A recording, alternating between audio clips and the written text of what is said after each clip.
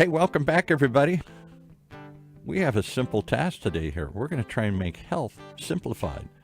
We're going to give you a simple guide to a healthier life with the man who's explaining it to me one show at a time, Dr. Justin Fesler from FYZICAL, Lake Forest. Welcome back. Thank you.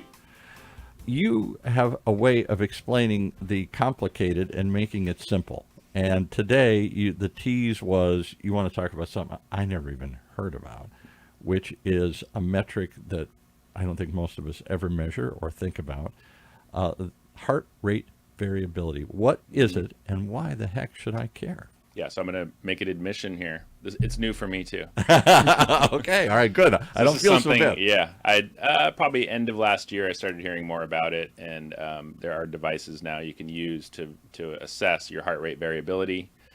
I've listened to a bunch of podcasts now, so I am also a student of this. Okay. My goal here today is to present information about this. We're going to keep information from getting out. Keep this a secret. So I want to give everybody a tidbit, just enough information that you can get out and investigate this more. If it's something that you're like, yeah, this makes sense. I need to investigate this more, or maybe get some kind of device to assess this. Let's start with what is it? Yeah, let's do that. So it's basically, if you look at heart rate variability, what does that mean? It's basically the variability between your heartbeats. So you look at your heartbeat. Your heartbeat is 60 beats a minute, say, at rest, right?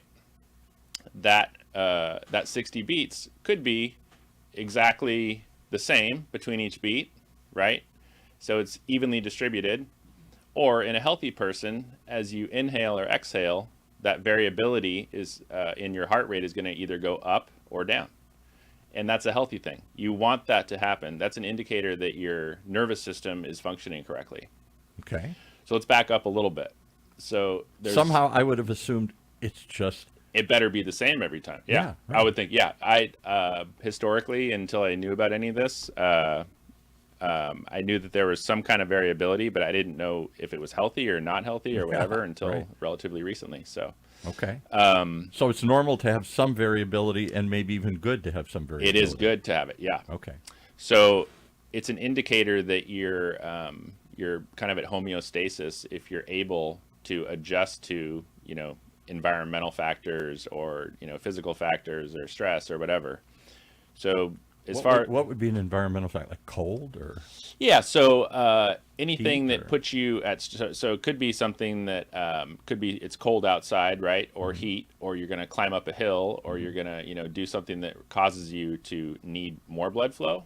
Or if you're at rest, you want less blood flow. You want to you want to do just enough. You don't want to overtax your body. Okay. So basically, if we look at our nervous system, I'm not going to go into detail on this because you're going to lose me if you do. Yeah, exactly. So basically, there's your central nervous system, which is your brain and your spinal cord. And then we have your peripheral nervous system, which is the somatic and autonomic nervous system. What is it?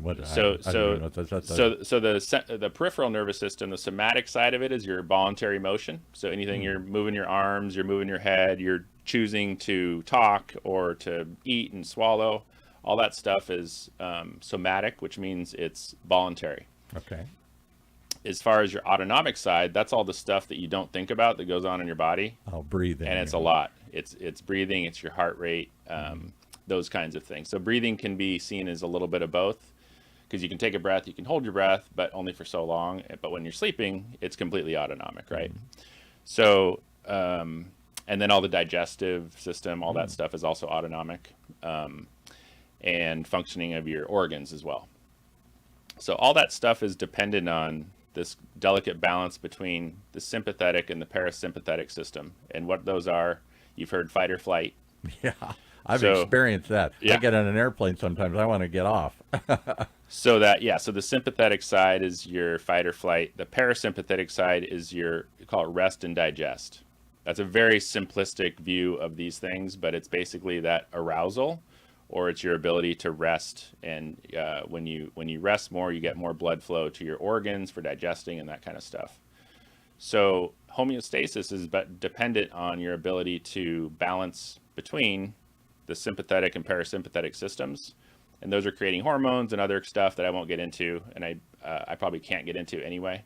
uh, but as far as your ability to do all those things without overstressing your body, you need that balance between the sympathetic and parasympathetic systems.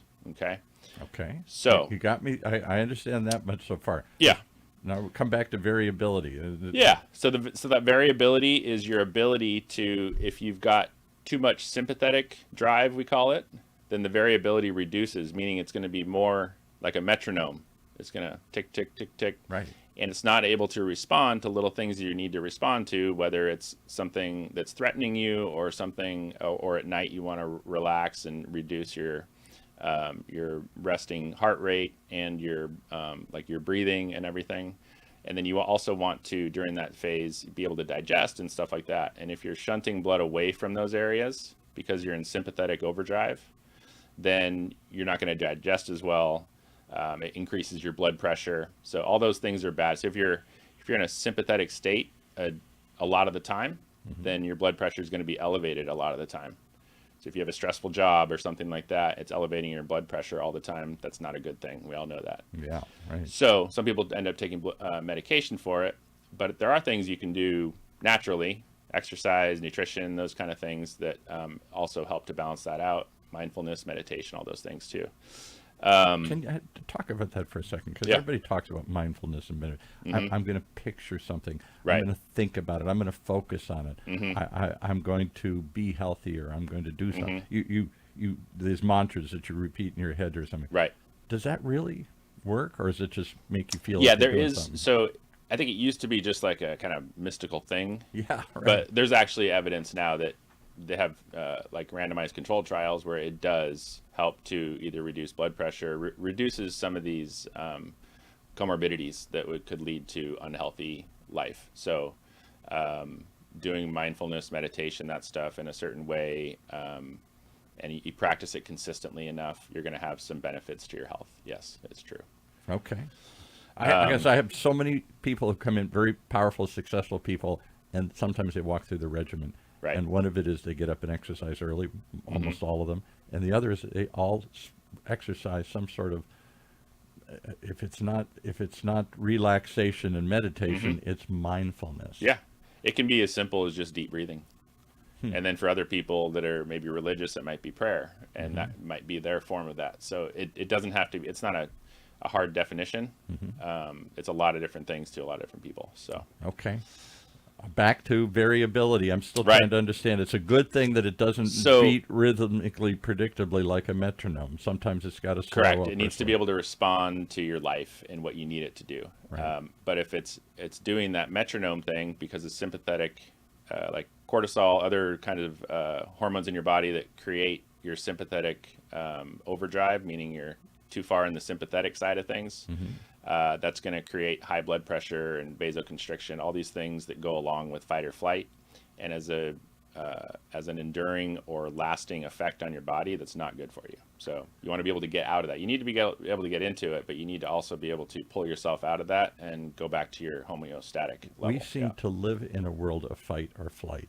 We true. seem to live in a world where we're always ready to, whether I'm driving or I'm in my business environment or something, we're always ready to react, to Yep. run away or to engage. Right. Yes. Yeah. Yep. That's true. So we need to learn these. So let's go into the main causes for reduced heart rate variability. Okay. So which is what we don't want, right? So these are chronic stress, poor sleep. We want to get 7 to 9 hours of good sleep. If people have breathing issues, they need to get a CPAP machine or some kind of mouth device so that they sleep better and breathe better. There's all kinds of other ways of improving your sleep that relate to like not using your phones right before bed, or like an hour before bed you should be away from any kind of blue light. There's a lot to that I think people should just research on their own and try to figure out what's best for them. Chronic illnesses also, kind of diabetes and stuff like that puts your body in a state that's fight or flight also. Diabetes does that? I It never. can. And there's such Yeah. an So if you don't explosion. control it's because of the blood sugar. So if you don't control your blood sugar, uncontrolled blood sugar is basically there's toxic chemicals basically going throughout your body, which is that Which is elevated blood sugar. sugar. It is, yeah. There's no doubt. So addressing those issues are very important to maintain this, not only for that reason, but also because of the heart rate variability issue. So physical inactivity, overtraining. So if someone's an athlete and they overtrain to the point that they're kind of overtaxing their body, not able to recover. So you're doing too much and not recovering either nutritionally or sleep or hydration wise. That'll put your body in a state of it's called overtraining, and that puts your body in a state of sympathetic overdrive, which is also that reducing your heart rate variability. Sympathetic. That sounds like such a nice word. It's sympathetic. It's sympathetic, yeah. Why not? Yeah. Should be a good thing. Yeah. But, I think it's because it's I think it probably goes back to Latin, but it's also, sympathetic to responding to, whatever environmental stressors, that kind of stuff. Good point. Yeah. Right. So it's not just, Sympathy is having Right, yeah. listening and responding to what somebody says. Your body's listening and responding to what you're doing and throwing it at here. Correct. So I still, though, how do I measure this thing? Why should I'm Yeah. getting a feeling that how do I So measure this? yeah, so there's some ways you can improve it. I'll go through that, and then I'll go through a couple little devices that are potentially things that people can get for not too much money. Yeah, the best way is doing an EKG. So if someone went in and did an EKG, that would be the most accurate way to assess your heart rate variability. But you only do that once a year when you get a physical. Exactly. Right. And it's not likely you're going to get an EKG at home, right? So, Right. but there are these devices, other devices you can use for that purpose. So before we go into that, exercise, important, as we talked about. So getting cardiovascular and resistance training exercise over time, that has been shown to improve your response to the environment. So improves your parasympathetic input into your heart rate and your body. And your mental attitude, they always say, too. Yeah, definitely. Yeah, for sure. Mindfulness, meditation practices, which you talked about. Sleep hygiene. So we want, 7 to 9 hours. You want to get that in. And Sleep hygiene. Yeah, I know. There's It's a like- good way to do it here. yeah, sounds like, well, you better clean your sheets and, make sure. It's like, Yeah. what's the hygiene part of there? But it's, Can I stop you for one Yeah, other yeah, of second course. here? I asked somebody on one of these shows, I think we did a hands up survey. How many of us really get 7 to 9 hours Oh, yeah. of good sleep? Most people I know, particularly we do business shows and they're driven people, yep. they're lucky if they get 4, Almost 5, nobody. or 6. Yeah. Oh my God. No, it's almost like an epidemic, I think. I think it is. Yeah. Yeah. So, I mean, I think if you can spend 8 hours in bed, then, you're probably not going to get 8 hours of sleep. You're probably getting like 7 or so hours of sleep because people wake up, and as you age, I'm thinking I got to more- write something oh, yeah, down. definitely, especially if you're and high. these phones, am I the only one who keeps their phone right next to their bed? So it's the last thing I look at, and I'm wound up because I got to think about tomorrow. Yeah, the best thing is to put it away from your bed. You don't want it near They you. say that.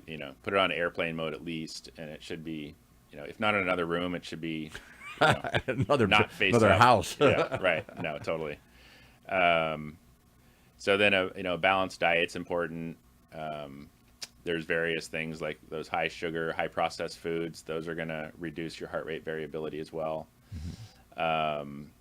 Hydration. So if you're not hydrated, that's an obvious way to. And that's another one. Yeah. How much water? I got my water here. How much water are we supposed to drink every day? I know I don't do enough. Yeah. So typically, someone's saying, a lot of people say about between a half a gallon and 3/4 of a gallon. I'm lucky if I Yeah, get a so half that's a 64 glass. That's 64 ounces. That's 8 glasses a Wow. day. Yeah. So you really want to try to get. I mean, you're going to get some of that water in the form of food, or if you have a soup or whatever. But and that could in coffee and that kind of stuff. But then if you have too much caffeine, that's dehydrating too. So Yeah. got to make sure you follow up your coffee with some water or something like Or that. soda's dehydrating, the same thing. Right. So many people are addicted to sodas all day long. Here. Yes. Yep. Yeah, and then one hot topic is, of course, the caffeine we talked about, and also alcohol. Alcohol. I'm Irish. Does he get in touch? Yeah. Yeah. All right, we'll skip that one. No.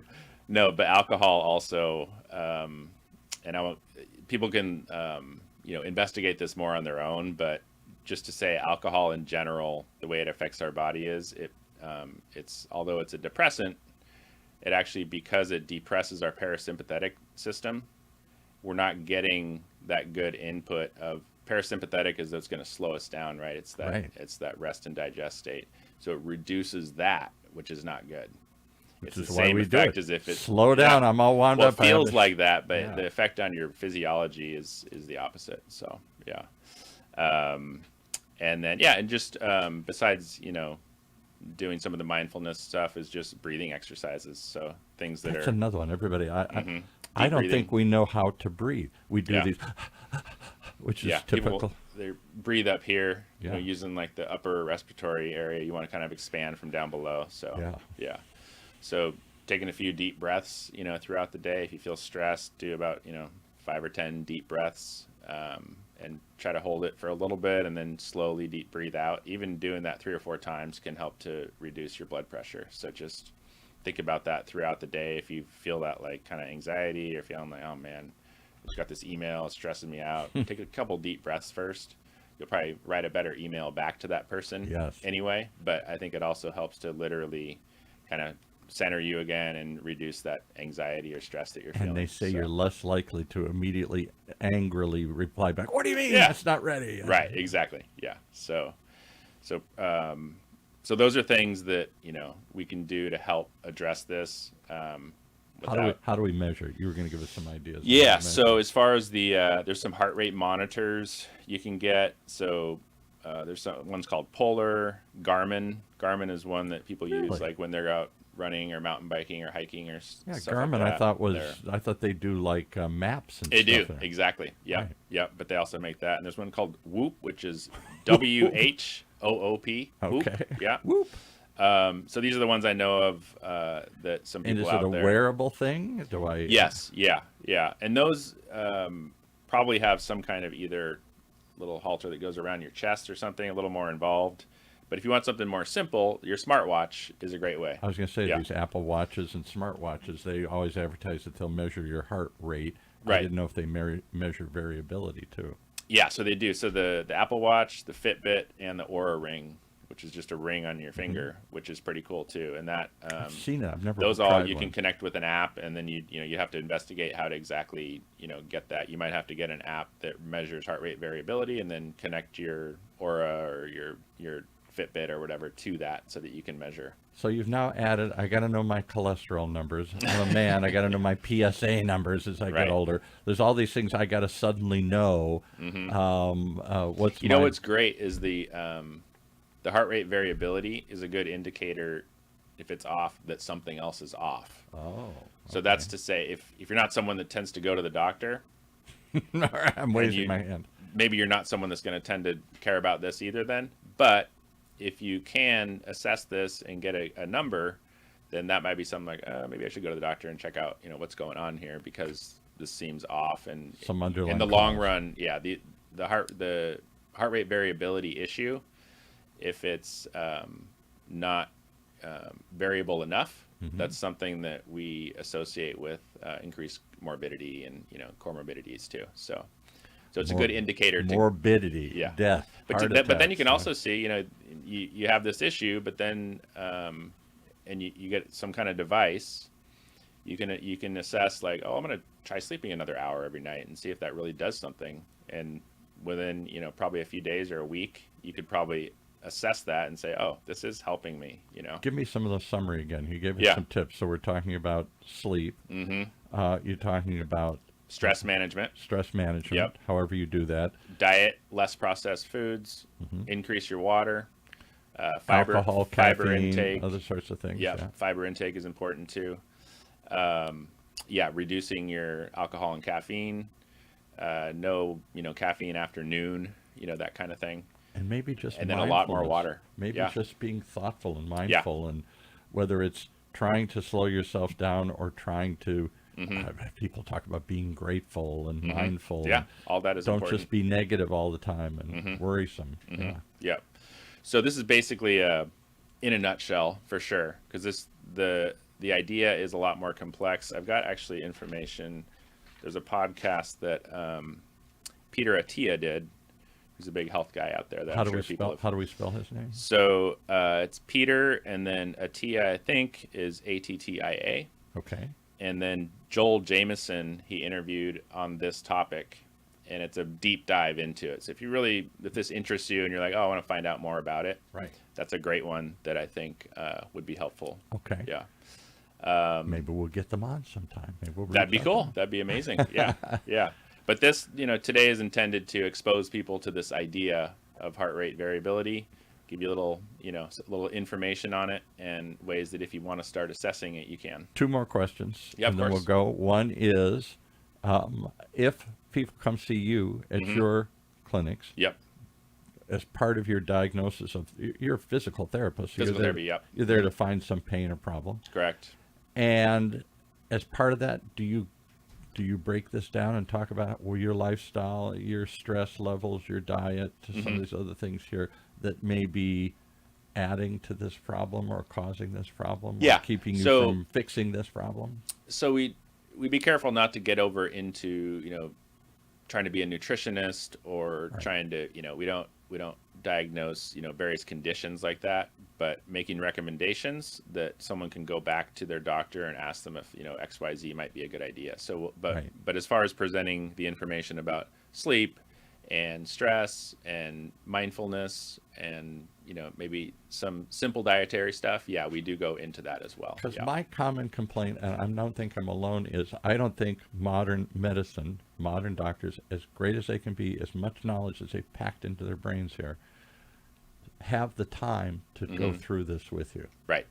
Yeah. They got 5-10 minutes. I'm there because your knee hurts. I'm there because your back aches. I'm there because your cholesterol's up too high or something here. So they're there focusing on a specific problem, a specific issue, and they don't have maybe the training, but certainly the time to talk about underlying causes, root causes and stuff. Yeah, we get 40 minutes with the patient Yeah. every session, and we're with them the whole time. So the difference between us and some other PT clinics, if I digress a little bit, is we do spend that whole time. The licensed therapist is with the patient for 40 minutes. You're not going to be with an unlicensed clinician that's working through exercise with you. We do that with you the whole time. So, Yes. so for that reason, we get to talk to people more about all this other stuff because we do have the time. Yeah. Well, I'm full disclosure. My wife has been suffering from a perennial pain in her shoulder. She did exercise. She caused pain. She's gone to doctors. She's gone to a million other physical therapists. Never got any relief, nor much explanation other than you're at a certain age. It's just going to hurt, and that's just deal with it. And take some pills, take some Tylenol, and whatever. You're, I think she's going to be on our next show, Jennifer Manning. Yeah. one of your licensed therapists that works for you there. She took 40 minutes and explained to my wife all the function of her arm and how it works and how she thinks she has not just injured it, but is continuing to keep it. She's pulling her muscles up from her neck rather than her arm again, and therefore she's pinching this socket continually here. Yep. And it gave her some understanding, gave her some exercises to try and loosen up these muscles and get it all to go back into its proper functioning, and gave her some hope. Right. And that's something important. that she was missing for the last couple of years. I'm glad. Yeah, Jennifer's amazing. She's great. Well, look forward. That's who we're going to talk with next week is Awesome. Jennifer. Yeah. All right. Looking forward to it. Looking forward to it. And last question, how do they reach you if they want to learn more about what you do and the time you spend? You're there mainly as physical therapist, but you're there to understand the holistic, to give them a simple explanation to their health conditions here. Yeah. So we're at Physical Therapy and Balance Centers. It's in Lake Forest. The number there, I'll just keep it simple, is 949-716-1800. And if people have any questions, they can just give a call. And if they want to call back, I can talk to them on the phone. You'll if they talk to want. them on the phone Of if course, they just want to yeah. know, hey, Yeah. I heard about this thing and I'm worried about it. I'm wondering Yeah. about it. Yeah. We live in the age of texting, but I think it's nice to actually Yeah. talk to somebody. I so. think it is too. All right. I look forward to hearing more and having the world see what I saw just the one session we spent with Jennifer Manning, and how impressed both my wife and I were with great her. to hear. Thanks. What she Yep. did. Thanks.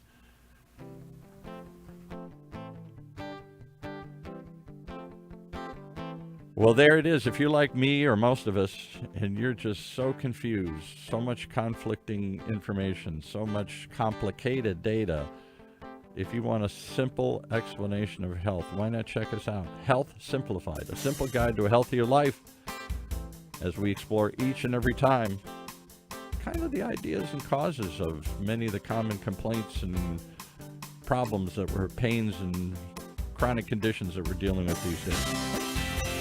Join us as we do more on Health Simplified, brought to you by FYZICAL. Is it Balance and Therapy and Balance Centers? Physical Therapy and Balance in Lake Forest.